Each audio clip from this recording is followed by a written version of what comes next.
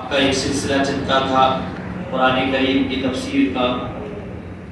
اکثریت ماشاءاللہ دل جمعی کے ساتھ اور واقعی قرآن کی محبت ظاہر ہوتی ہے کہ ہاں ان کے دلوں میں قرآن کی محبت ہے، قرآن سمجھنے کا شوق ہے، جو آخر تک تفسیر میں بیٹھتے تھے۔ تقریباً آدھا گھنٹہ پون گھنٹہ ہوتی تھی۔ آج تو کہ آخری وقت ہے تکمیل قرآن کا، تو کچھ باتیں آپ حضرات کے سامنے پیش کرنی ہیں۔ ان میں سب سے پہلی بات یہ ہے کہ آج کے موجودہ حالات میں مسلمان بہت زیادہ ڈرا ہوا ہے، خوف زدہ ہے، مایوس ہے۔ ایسے وقت میں اگر کوئی تسلی دے سکتا ہے تو وہ اللہ تبارک و تعالیٰ کی ذات گرامی ہے، جو مسلمانوں کو دلاسا اور تسلی دیتی ہے کہ اے ایمان والو، ڈرو نہیں، غم زدہ مت ہو، مایوس مت ہو، ولا تہنوا ولا تحزنوا وانتم الاعلون ان کنتم مؤمنین۔ تم غم زدہ مت ہو، بزدل مت بنو، خوف زدہ مت ہو، مایوس مت ہو، تم ہی سربلند رہو گے اگر تم ایمان والے ہو۔ اگر تمہارے دلوں میں واقعی اللہ کا خوف ہے، اللہ کا ڈر ہے، اور واقعی تمہارے دلوں میں سچا ایمان ہے، تو تم میں ڈرنے کی ضرورت نہیں ہے، ہم بلندی تم کو عطا کریں گے۔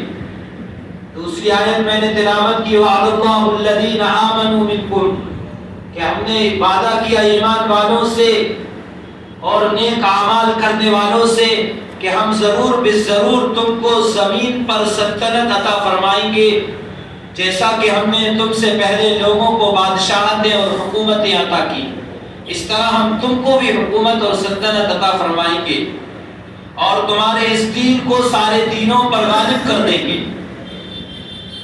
آج سے 1400 سال پہلے کی تاریخ پڑھیں تو تنہا تنہا جناب محمد رسول اللہ اور آپ کے ماننے والے چند صحابہ کرام تھے، اور ساری دنیا ان کی دشمن تھی، ساری دنیا ان کی مخالف تھی، لیکن ایسے ماحول میں اللہ تعالیٰ نے اسلام کے پرچم کو بلند کیا، اور غزوہ بدر میں کفار مکہ کو منہ کی کھانی پڑی، اور ساری دنیا کو بتا دیا کہ اسلحہ سے، ہتھیاروں سے جنگیں نہیں لڑی جاتی، بلکہ حوصلوں سے جنگیں لڑی جاتی ہیں۔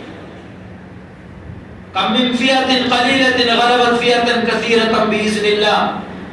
جالوت اور طالوت کا جو مقابلہ ہوا، جس کے بعد بہت بڑی تعداد تھی، بہت بڑا لشکر تھا، بہت بڑے ہتھیار تھے، لیکن وہاں بھی 313 نے، اور اس میں حضرت داؤد علیہ السلام جو ایک چھوٹے بچے تھے، ان کے ذریعے اللہ تعالیٰ نے اس زمانے کے بڑے طاقتور بادشاہ کو قتل کرایا، اور اللہ تعالیٰ نے ایک چھوٹی سی قوم کو وہاں پر فتح نصیب فرمائی۔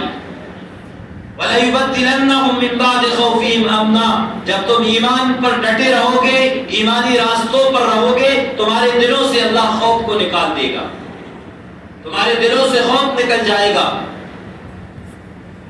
آج سے کچھ سال پہلے ہی ماضی قریب میں جب خلافت عثمانیہ کا قیام تھا، خلافت عثمانیہ قائم تھی، تو مسلمانوں کے رعب اور دبدبے کا یہ عالم تھا کہ کوئی مسلمان اگر کسی عیسائی گاؤں میں رات ٹھہرتا تھا تو ساری رات عیسائی کلیسا میں گھنٹہ نہیں بجتا تھا کہ یہاں آج مسلمان مہمان ہوئے۔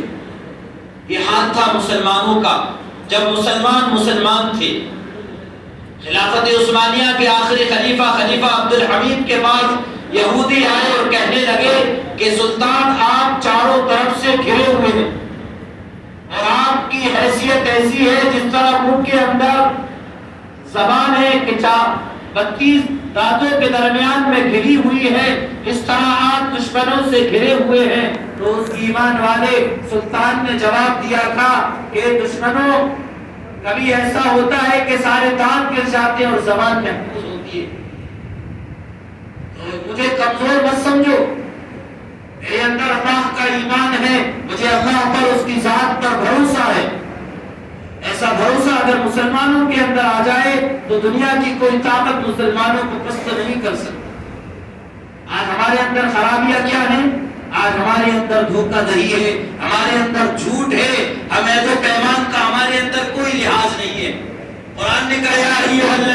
آمنوا اوفوا بالعقود، اے ایمان والو عہد و پیمان کو پورا پورا ادا کرو. کسی سے قرض لیا ہے قرض کی ادائیگی کی فکر کرو. کسی سے وعدہ کیا ہے اس وعدے کو پورا کرو. کسی سے قرض لے لیا تو یہ نہیں کہ وہ قرض دار اب پریشان ہے، بار بار آپ کے دروازے پر آتا ہے لیکن آپ دینے کے لیے تیار نہیں ہو. یہ ایمان والے کی صفت نہیں ہونی چاہیے.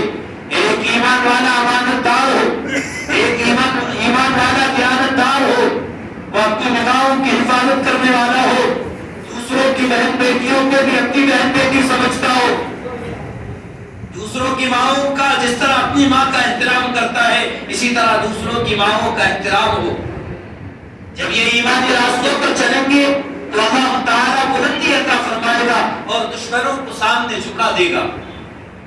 اللہ کے نبی علیہ الصلوۃ والسلام جب بیمار ہوئے، شدید بیمار ہو گئے، تو اللہ کے نبی علیہ الصلوۃ والسلام دو صحابی کے سہارے سے آپ مسجد نبوی میں تشریف لائے اور آپ نے خطبہ دیا کہ اگر کسی کا مجھ پر کوئی حق ہے تو وہ مجھ سے آ کر لے لے. اللہ کے نبی کا انتقال ہو گیا. آپ کے بعد حضرت ابوبکر صدیق اعلان کرتے رہے. آپ کے انتقال کے بعد حضرت علی رضی اللہ تعالیٰ نے اعلان کرتے رہے.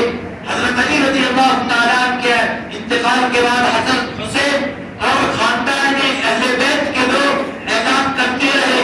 کتابوں میں لکھا ہے کہ لوگ آتے تھے جھوٹا دعویٰ لے کر تب بھی ان کو دے دیا جاتا تھا. وہ شخصیت جس نے زندگی میں کسی پر ظلم نہیں کیا، کسی کا حق نہیں کھایا، اللہ کا اتنا خوف. آج مسلمانوں کے اندر یہ بہت بڑا طبقہ ہے کہ کسی کا مال لے لیا کھا گئے، کوئی فکر نہیں دینے کی. اللہ کے نبی علیہ الصلوۃ والسلام نے ایک مرتبہ فرمایا اتدرون من المفلس، تم جانتے ہو غریب کون ہے؟ صحابہ اکرام بھی ہمارے طرح انسان تھے. کہنے لگے اللہ درہم له ولا متاع، اللہ کے نبی ہمارے یہاں تو غریب وہ ہے جس کے پاس دولت نہ ہو، جس کے پاس پیسہ نہ ہو، جس کے پاس شاندار گھر نہ ہو، وہ غریب ہے. فرمایا نہیں، فرمایا وہ غریب نہیں ہے، بل مفلس فینا یا رسول اللہ. اللہ کے نبی علیہ الصلوۃ والسلام نے فرمایا کہ ہمارے یہاں غریب اور مفلس وہ ہے کل قیامت کے دن بہت نماز پڑھی لے کر آئے گا، بہت روزے لے کر آئے گا، بہت زکات لے کر آئے گا، بہت صدقہ خیرات لے کر آئے گا، لیکن دنیا میں کسی کو گالی دی ہوگی، کسی کو لپڑا مارا ہوگا، کسی کا مال